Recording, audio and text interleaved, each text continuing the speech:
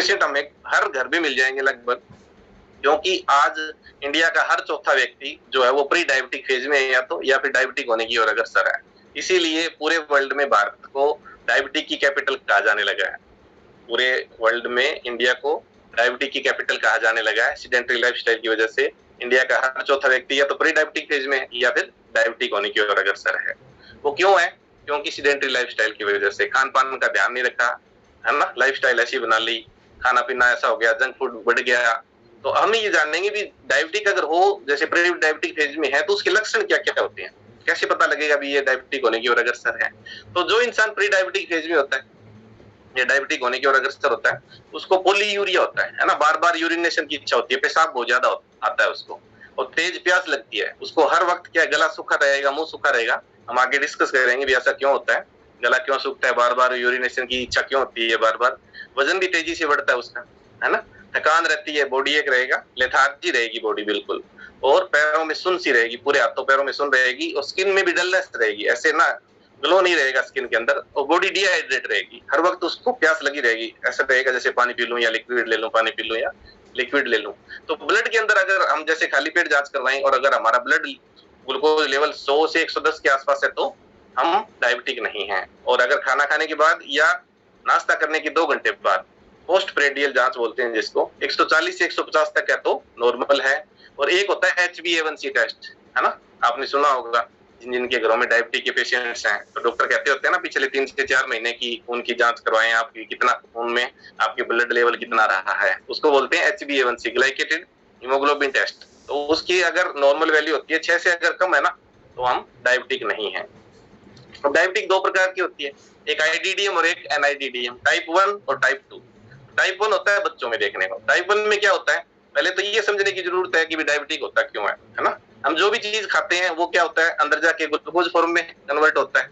अब glucose body के अंदर गया तो क्या हुआ, पेनक्रियाज जो है हमारे अंदर, एक पेनक्रियाज नाम की ग्रंथि होती है, वहां से इंसुलिन स्रावित होता है, उसकी बीटा सेल्स जो है वो इंसुलिन को सीक्रेट करती है, और वो इंसुलिन आते हैं, इंसुलिन आके और जो ब्लड के अंदर ग्लूकोज गया ना, खाना जो गया उसको सेल्स तक पहुंचाते हैं, ये इंसुलिन का काम होता है।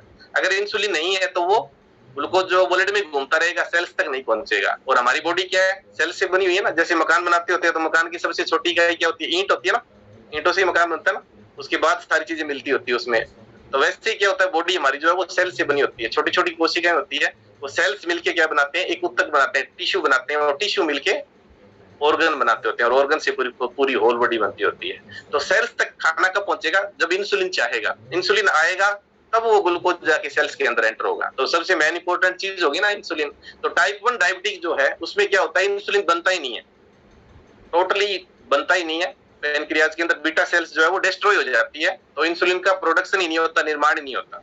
अब इंसुलिन बढ़ेगा नहीं तो क्या होगा, ब्लड के अंदर ग्लूकोज घूमता रहेगा। तो टाइप 1 में क्या होता है, इंसुलिन बाहर से देना पड़ता है।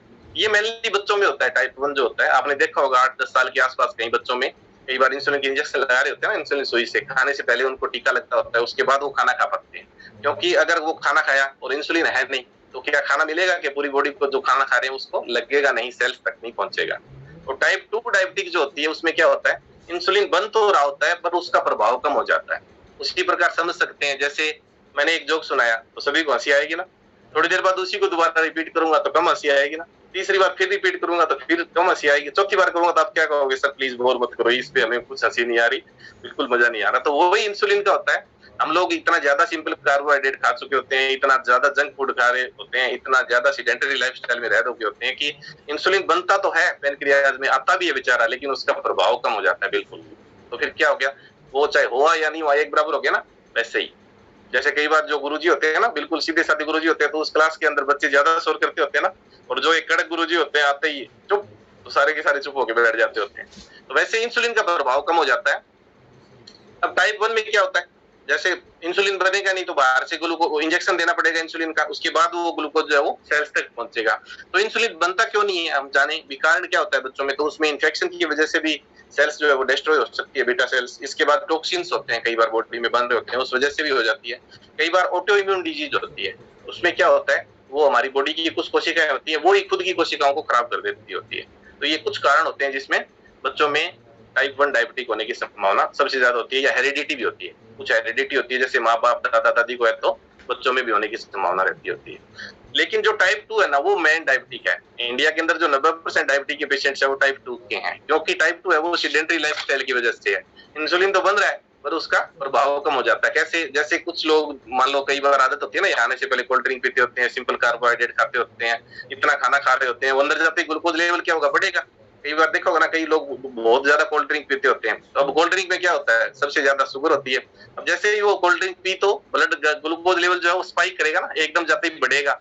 अब बढ़ेगा तो क्या होगा? इधर से इंसुलिन आएगा, इंसुलिन का भी लेवल बढ़ेगा, तो इंसुलिन कोशिश करेगा उसको मेटाबोलाइज करने की, कोशिका तक पहुंचे और बाकी फ्लश आउट हो। धीरे धीरे जो लोग बहुत ज्यादा कोल्ड ड्रिंक पीते हैं, बहुत ज्यादा सिंपल कार्बोहाइड्रेट खाते हैं, फिर दोबारा ग्लूकोज लेवल बढ़ेगा, फिर दोबारा इंसुलिन का स्पाइक होगा, तो वो धीरे धीरे फिर इंसुलिन का काम कम हो जाता होता है।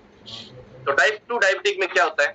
उसके बाद ये जो जो सारी प्रॉब्लम्स है ना, अपने प्यास लगना, बाथरूम ज्यादा आना, गला सूखना, ये टाइप 2 डायबिटिक में होता है। क्यों होता है? देखो, अपन बात करते होते हैं, जैसे ग्लूकोज आया, इंसुलिन आया हुआ पर उसका प्रभाव है नहीं, तो वो ग्लूकोज क्या होगा? बॉडी के अंदर घूमता रहेगा। अब बॉडी के अंदर घूमता रहेगा तो किडनी को क्या लगेगा? ये ब्लड के अंदर प्यूरिफिकेशन नहीं है, है ना? तो किडनी क्या करती होती है? हमारे ब्लड को प्योर करती होती है, तो किडनी उसको फ्लश आउट करने का कोशिश करेगी, ज्यादा बाहर निकालने की कोशिश करेगी। ये किडनी थ्रेशोल्ड वैल्यू होती है, रीनल थ्रेशोल्ड वैल्यू। जैसे अगर शुरू में ही मान लो कोई अपन डॉक्टर के पास जाते होते हैं ना, तो सबसे पहले तो उससे लक्षण पूछते हैं कि जी आपको भूख ज्यादा लगती है, आपको प्यास ज्यादा लगती है, आपको यूरिनेशन ज्यादा होता है। अगर वो यस होता है तो डायबिटिक होने की और अग्रसर होते हैं ना। फिर उसके बाद उसकी यूरिन की जांच करवाते हैं, तो ब्लड के अंदर अगर 180 से ज्यादा ग्लूकोज लेवल है ना, तो ही यूरिन में आता है, अदरवाइज नहीं आता। इसको रीनल थ्रेशोल्ड वैल्यू बोलते होते हैं। तो किडनी क्या करेगी? उसको फ्लश आउट करने का काम करेगी। अब किडनी उसको फ्लश आउट कर रही है बार बार, तो उससे क्या होता है? एक तो देखो यूरिनेशन बार बार लगेगा ना, किडनी फ्लश आउट करेगी, तो दूसरा क्या होगा? बॉडी डिहाइड्रेट होगी। बार बार अपन यूरिन करके आएंगे तो बॉडी से लिक्विड फ्लश तो गया ही गया, दूसरा उसके साथ क्या हो गया? इलेक्ट्रोलाइट भी कम चले जाते होते हैं, तो बॉडी के अंदर क्या होगा? डिहाइड्रेट हो जाती है बॉडी, और बॉडी डिहाइड्रेट होगी तो स्किन भी डल रहती होती है ना, और उसके अंदर एनर्जी लेवल भी कम हो जाता होता है। तो उसको क्या होगा? डायबिटिक वाले पेशेंट्स को या प्री डायबिटिक फेज में जो पेशेंट्स है उसको क्या लगेगा कि मेरा अंदर पानी की कमी हो गई, और वो ज्यादा लिक्विड लेने की कोशिश करेगा। इस वजह से बार बार प्यास लगती होती है। अब भूख ज्यादा क्यों लगती है? भूख ज्यादा इसलिए लगती है कि ब्लड के अंदर तो ग्लूकोज घूम रहा है पर सेल्स तक नहीं पहुंचा। अब सेल्स को तो खाना चाहिए ना काम करने के लिए, तो सेल्स माइंड को क्या सिग्नल भेजेगा? हमें खाना दो, खाना दो, खाना दो। तो हमें क्या लगेगा? माइंड कहेगा खाना खाओ भाई, सेल्स तक खाना नहीं पहुंचा, तो हम फिर और खाना खाते होते हैं। फिर वापस वही ग्लूकोज लेवल बढ़ गया, लेकिन सेल्स तक फिर नहीं पहुंचा, फिर सेल्स वापस माइंड को सिग्नल देगा कि हमें खाना चाहिए। तो माइंड फिर क्या कहेगा बॉडी को कि आप ग्लूकोज खाओ, मीठा खाओ जल्दी, ताकि सेल्स को जल्दी एनर्जी पहुंचे। तो फिर क्या होता है? डायबिटिक वाले को देखा होगा ना अपने पेशेंट्स को, उसको मीठा खाने की क्रेविंग रहती होती है, और भूख भी ज्यादा लगती है ना, क्रेविंग होती है। इसी वजह से क्रेविंग होती है, क्योंकि ब्लड के अंदर खाना तो पड़ा है, ग्लूकोज पड़ा है, पर वो सेल्स तक नहीं पहुंच पा रहा। अब क्या हुआ नेक्स्ट? अब सेल्स तक खाना नहीं पहुंचा तो वो भूखमरी की अवस्था आ गई ना। भूखमरी की अवस्था आ गई तो क्या होगा? डायबिटिक वाले पेशेंट्स को देखोगे तो उसको सुस्ती रहती होती है, उसमें कहीं भी ऐसे नहीं है भी ग्लो हो या उसको स्टेमिना बढ़े, एनर्जी लेवल बढ़े, काम करने की इच्छा हो। इस वजह से नहीं होती, क्योंकि सेल्स तक तो खाना पहुंच ही नहीं रहा। उसके लिए फिर क्या करना होता है? या तो बाहर से इंसुलिन देना होता है, या फिर दवाइयां देनी होती है, मेटफॉर्मिन है, ग्लिमेप्राइड है, जो भी है ना। तो समझ में आया क्या? किडनी पे अब ज्यादा ग्लूकोज अगर ब्लड के अंदर घूम रहा है तो वो किडनी जैसे बार बार फ्लश आउट तो कर रही है, पर किडनी पे लोड तो बढ़ गया ना। इस वजह से डायबिटिक वाले पेशेंट्स को डायबिटिक नेफ्रोपैथी होने की संभावना ज्यादा रहती है, किडनी की प्रॉब्लम होने की संभावना ज्यादा रहती है। दूसरा क्या हुआ? उसको भूख ज्यादा लग रही है, भूख ज्यादा लग रही है तो ब्लड के अंदर ग्लूकोज लेवल बढ़ गया। अब ग्लूकोज लेवल बढ़ गया तो क्या होगा? ग्लूकोज फिर लीवर को पता लगेगा ये ग्लूकोज तो घूम रहा है, किडनी भी कोशिश कर रही है, तो वो उस ग्लूकोज को ग्लाइकोजन में कन्वर्ट करेगा। 50,000 ग्लूकोज के मॉलिक्यूल से एक ग्लाइकोजन का अणु बनता होता है, और ग्लाइकोजन टैंक बना होता है बॉडी के अंदर। हर एक इंसान को प्रकृति ने क्या बनाया है? ग्लाइकोजन टैंक क्यों बनाया है? जैसे मान लो कई बार नवरात्रि वगैरह होते हैं ना, तो लोग लंबा फास्ट करते होते हैं, खाना नहीं खाते होते, हम तो सिर्फ फ्रूट खाएंगे जी, हम सिर्फ चाय पियेंगे, हम पानी पियेंगे, ऐसे करते होते हैं ना कई बार। तो उस टाइम हमारी बॉडी सही चल रही होती है, हमें ये थोड़ी होता है कि हमने 5 दिन खाना नहीं खाया तो हम मर जाएंगे, ऐसे नहीं होता ना। तो बॉडी के अंदर क्या होता है? बहुत सारी एनर्जी स्टोर होती है ग्लाइकोजन के रूप में, फैट के रूप में। तो बॉडी क्या करती है? जब भी लगता है ना अभी बाहर से खाना नहीं आया, तो फैट को वापस रिवर्स करती है, ग्लाइकोजन में कन्वर्ट करती है, और ग्लाइकोजन क्या है? ग्लूकोज में कन्वर्ट होता है और सेल्स तक वापस एनर्जी मिलती होती है। ये तो गया रिवर्स। अब बॉडी के अंदर ग्लूकोज जो घूम रहा है उसका मेटाबोलाइज ही नहीं हो रहा, वो काम ही नहीं आ रहा, तो फिर क्या होगा? ग्लाइकोजन में कन्वर्ट होगा वो ग्लूकोज, वो ग्लाइकोजन में कन्वर्ट होने के बाद फैट में कन्वर्ट होगा और डिपॉजिट होता जाएगा। तो जो डायबिटिक के पेशेंट्स होते हैं वो देखना आप काफी हेल्दी और ओबेस होते जाते होते हैं, क्योंकि ये साइकिल चलता रहता है। अब ओबेस हो गया, वापिस भूख ज्यादा, क्रेविंग ज्यादा, फिर वो ओबेसिटी का और उसका एक दूसरे का जो साइकिल है वो चलता रहता है, क्योंकि फैट भी तो सेल्स ही है ना। अब मान लो क्या हुआ, घर में 4 कैंडिडेट हैं, एक लेडी को 4 का खाना बनाना पड़ेगा, 3 गेस्ट और आ गए तो उस लेडी को 7 का खाना बनाना पड़ेगा ना। वैसे क्या हुआ, एक तो हमारी बॉडी पहले मान लो 80 केजी की थी, अब बाद में हमने इतना सारा ग्लूकोज जो ग्लाइकोजेन में कन्वर्ट हो गया और फैट में डिपॉजिट होने के बाद हमारा वेट मान लो 90 केजी हो गया, 10 किलो वेट बढ़ गया, तो 10 किलो एक्स्ट्रा फैट चलेगी ना बॉडी के अंदर, तो उनको भी तो खाना चाहिए ना, उसकी वजह से अननेसेसरी क्रेविंग होती है। वो फैट भी तो जिंदा सेल ही से है, तो वो सारा काम करेगी जो नॉर्मल सेल कर रही है, तो एक तो बॉडी के अंदर एक्स्ट्रा टॉक्सिन बनेंगे, है ना, एक क्रेविंग ज्यादा होगी बॉडी के अंदर, तो ये साइकिल एक चलता रहता होता है।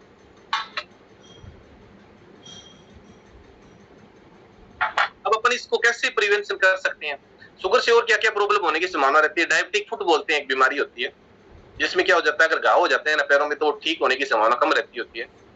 उसके बाद आंखों में भी प्रॉब्लम होने की संभावना ज्यादा रहती है, डायबिटिक रेटिनोपैथी बोलते हैं। तो अगर डायबिटिक को हम पर टाइम रहते अगर कंट्रोल नहीं करेंगे तो इसके दूसरे अंगों पे इफेक्ट आने शुरू हो जाते हैं, किडनी में प्रॉब्लम होने की संभावना रहती होती है, लीवर फैटी वैसे हो ही जाता है, क्योंकि ग्लूकोज जो है वो ग्लाइकोजन में कन्वर्ट होगा और फैट में डिपॉजिट होगा तो फैटी लीवर हो जाता है। आंखों में भी प्रॉब्लम होने की संभावना रहती है। उसके बाद पैरों के आसपास जो है वो घाव होने की संभावना रहती है सबसे ज्यादा। तो अपन इसको कैसे क्या क्या ध्यान रखें, क्या क्या चीज ना लें, अगर जिसको प्री डायबिटिक फेज है या डायबिटिक जो फेज है उसमें क्या क्या ध्यान रखना है, तो उसमें ये खाने में जूस नहीं लेना होता है ना, क्योंकि जूस से क्या होगा, हमने किसी भी फ्रूट का जूस लिया, अगर फ्रूट खाया तो क्या होगा, उसके अंदर ग्लूकोज भी है, उसके अंदर फाइबर भी है ना, तो वो एकदम से स्पाइक नहीं होगा। मान लो कोई आदमी एक संतरा खा रहा है और संतरे का जूस पी रहा है, तो उसमें फर्क क्या रहेगा कि भी अगर किसी ने संतरा खाया तो उसके अंदर फाइबर भी गया ना साथ में, तो वो ग्लूकोज लेवल एकदम से स्पाइक नहीं होगा, धीरे धीरे स्पाइक होगा, धीरे धीरे बढ़ेगा। और अगर किसी ने सीधा संतरे का जूस पी लिया तो उसके अंदर फाइबर तो निकल गया, अब क्या होगा, वो पिएंगे, पीते ही और बॉडी के अंदर ग्लूकोज लेवल बढ़ेगा। तो डायबिटिक वाले पेशेंट्स को जूस नहीं पीना चाहिए, फ्रूट खा सकते हैं, और फ्रूट में भी आम, चीकू, केला, अंगूर ये नहीं लेना होता, क्योंकि इसके अंदर सबसे ज्यादा मात्रा के अंदर कैलोरी भी होती है। वेट लॉस की जर्नी में भी बोलते हैं ना अपने कि भी आम, चीकू, केला, अंगूर आपको नहीं लेना है एक बार, जब तक आप आइडियली वेट पे आ जाओ। तो वेट लॉस वाले के लिए और डायबिटिक वाले के लिए लगभग सेम डाइट होती है ना। इसके बाद क्या होता है, पैक्ड फूड नहीं खाने होते, बाजार की कोई भी चीज नहीं खानी होती। और तीसरा क्या होता है, एक बहुत ही इंपॉर्टेंट चीज, कि कई बार जैसे पेशेंट्स आते हैं ना डायबिटिक के, जी मैं मीठा खाता ही नहीं, पर मैं रोटियां बहुत खाता हूँ क्योंकि भूख बहुत लगती है सर, है ना। तो बिल्कुल किशमिश भी नहीं खानी, क्योंकि हाई कैलोरी होती है और मीठा होता है, अंगूर की बनी होती है किशमिश भी। तो क्या होगा, वो क्या करते होते हैं कि जी मैं रोटियां बहुत खाता हूँ। जैसे कई बार पेशेंट्स आते होते हैं उनका ब्लड ग्लूकोज लेवल देखे तो वो होता है 400 के आसपास, 350 300 होता है। उनसे पूछे मीठा खाते हो क्या, नहीं जी मीठा तो नहीं खाते। तो आप क्या करते हो कि जी मैं रोटियां बहुत खाता हूँ, 7 रोटी सुबह खाता हूँ, 3 रोटी दोपहर को खाता हूँ, 7 रोटी शाम को खाता हूँ। अब उनको ये बताएं कि जी जो आप रोटी खा रहे हो वो भी तो एक ग्लूकोज ही है, अंदर जाके ग्लूकोज में कन्वर्ट होना है। तो ये भी हमें गाइड करना है, हमारे आसपास या घर में कोई भी ग्लूकोज का पेशेंट है, कोई भी शुगर का पेशेंट है, तो खाना खाना है पर टाइम बांट के खाना है ना। आप आफ्टर मील 2-2 3-3 घंटे बाद खाना है, ताकि क्या होगा, ग्लूकोज लेवल जो है वो एकदम से स्पाइक नहीं हो। ज्यादा भूखा भी नहीं रहना। अब कई लोग क्या करते होते हैं, ब्रेकफास्ट को या लंच को स्किप करते होते हैं, तो अब एकदम से लेवल स्किप करेंगे तो उसके बाद क्या होगा, खाना खाएंगे तो बहुत सारा खाया जाएगा ना, तो फिर वही ग्लूकोज लेवल जो है वो बढ़ेगा। तो हमें क्या करना है, 3-3 घंटे बाद खाना है ना। जैसे वेट लॉस की जर्नी वाले 5 टाइम मील प्लान फॉलो करते होते हैं ना, वैसे ही अगर डायबिटीज के पेशेंट्स को भी थोड़े थोड़े टाइम बाद अगर अपन खाना देंगे ना, तो उसका ब्लड ग्लूकोज लेवल है वो स्पाइक नहीं होगा और धीरे धीरे बढ़ेगा, और उसको एकदम से कोई भी प्रॉब्लम्स होने की संभावना नहीं रहेगी। उसके बाद अपन जैसे यहाँ कम्युनिटी में आते हैं, डेली वर्कआउट जो करेगा, physical workout according to WHO हफ्ते में अगर 150 मिनट का अपन अगर फिजिकल वर्कआउट करते होते हैं ना, तो भी हम स्वस्थ रहते होते हैं। सैलेड ज्यादा खाना चाहिए उनको, फ्रूट भी लेना चाहिए उनको, है ना। आम, चीकू, केला, अंगूर, खजूर को छोड़ के कोई भी फ्रूट ले सकते हैं सीमित मात्रा में। डायबिटिक का जो पेशेंट्स है, पानी प्रॉपर पिए, क्योंकि वाटर लॉस तो वैसे ही ज्यादा होता है। जो शुगर के पेशेंट्स हैं उसको यूरिनेशन ज्यादा रहेगा ना, तो बॉडी डिहाइड्रेट रहती होती है। तो हमें according to body weight 20 kilo पे जैसे 1 लीटर बताते होते हैं ना, तो उतना पानी तो कम से कम पीना ही चाहिए, और गर्मियों में तो उससे भी ज्यादा भी ले सकते हैं थोड़ा, ताकि बॉडी हाइड्रेट रहे। बॉडी हाइड्रेट रहेगी तो सेल्स भी हाइड्रेट रहेगी ना, तो सेल्स एक्टिव रहेगी, है ना। इसके बाद फाइबर भी लेना चाहिए। फाइबर लेने से क्या फायदा होगा कि डायबिटिक पेशेंट्स को क्रेविंग बहुत ज्यादा होती है ना, मीठा खा लूं या मैं बार बार खाना खा लूं। तो अगर हम फाइबर लेते होते हैं तो अननेसेसरी क्रेविंग नहीं होती, पेट में क्या फुलनेस की फीलिंग रहेगी, हमें भी हमने खाना खाने की जरूरत नहीं, हमारा पेट जो है वो भरा होता है। तो ये अगर सारे पॉइंट्स अगर कवर करेंगे ना, तो हम डेफिनेटली जो है वो डायबिटिक को कंट्रोल कर सकते हैं।